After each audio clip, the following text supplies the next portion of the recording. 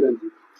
सबसे पहले मैं कहना चाहूँगी कि जो हरियाणा में इन्होंने एम्प्लॉयज़ के साथ HKR का मुद्दा जो है वो एक बहुत गंभीर मुद्दा है, धोखा है, बल्कि मैं तो कहूँगी धोखाधड़ी हुई।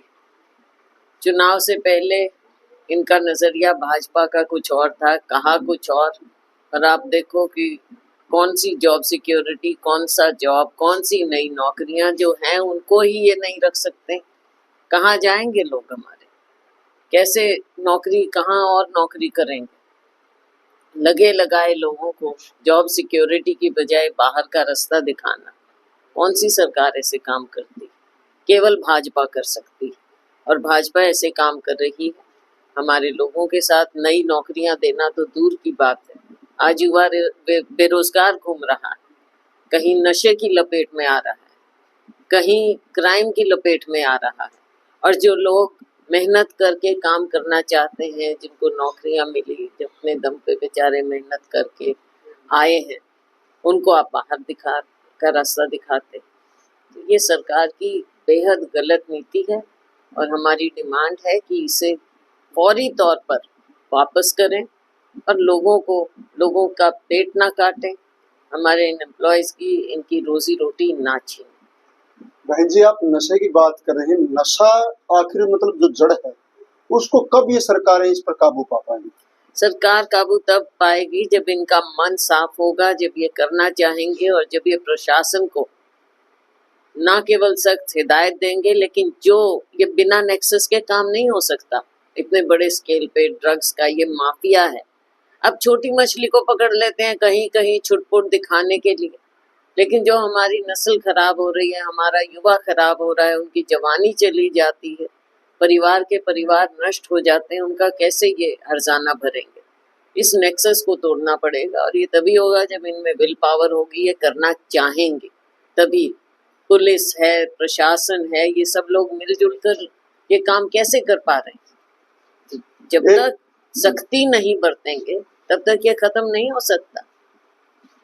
एक बहन जी, जो बात कही आपने कि मतलब लोगों को रोजगार छीन रहे, क्योंकि कच्चे कर्मचारियों को भी 58 साल तक का उन्होंने पत्र दे दिया था, उस पर क्या आप मानते हैं? वही मैंने बोला, मतलब जॉब सिक्योरिटी तो अलग की बात है, 58 साल तक अगला सोचे, चलो सिक्योरिटी आ गई, अपने परिवार के बारे में सोचेगा, अपने भाई बहनों के समाज के बारे में सोचेगा, क्योंकि उसकी जॉब सिक्योरिटी हो गई। फिर वो अपने समाज का भी सोचता है कि मैं समाज में औरों को भी ऊपर उठाऊं, अपने परिवार की एक देखभाल अच्छे से कर सके। अब ना तो वो अपने परिवार का सोच सकता, ना अपने बारे में सोच सकता, समाज का क्या सोचेंगे? वो समाज के बारे में कहाँ से वो काम कर पाएंगे? तो ये तो पतन है, उत्थान नहीं है। सरकार को आज और कामों में किस तरीके से देख रहे हैं? सरकार के कौन से काम हम देखें?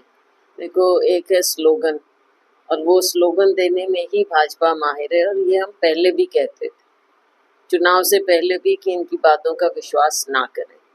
एक और, लोगों को गलत राह पर, धर्म के, जाति के नाम पर लोगों को बांटना, ऐसी विचारधारा। दूसरी ओर जो ठोस कार्य चाहिए, जमीन पर रोजगार चाहिए, विकास चाहिए, वो कुछ नजर नहीं आता है। केवल बातें, बातों से तो कुछ नहीं होगा, केवल स्लोगन से तो कुछ नहीं होगा। तो ये सारी चीजें खोखलेपन की निशानी है इस सरकार की, और केवल खोखलापन है, ठोस कार्य जमीन पर ना गरीब के लिए कुछ हो रहा है। ये तो इस बात में शान मानते हैं कि हम इतने गरीबों को राशन दे रहे हैं। आप ये तो बताओ कि कितने गरीबों को गरीबी से ऊपर उठा रहे हो, वो बताओ, शान तो उसमें है। कल एयरपोर्ट का उद्घाटन भी अभी बातचीत हो रही थी, सभी साथी कह रहे थे कि जी कितनी बार उद्घाटन करेंगे। इस बार माननीय प्रधानमंत्री जी को ले आए, करें उद्घाटन। हम उम्मीद करेंगे कि आगे भी ये कोई नई चीजों का भी उद्घाटन करें, लेकिन नया तोहफा तो कोई है नहीं, कोई नया हमारे यहाँ कोई प्रोजेक्ट नहीं लाई है भाजपा। और माननीय प्रधानमंत्री जी आ रहे हैं, उनका स्वागत है। स्वागत तभी पूरा होगा जब वो कुछ नया तोहफा देकर जाएंगे। बहुत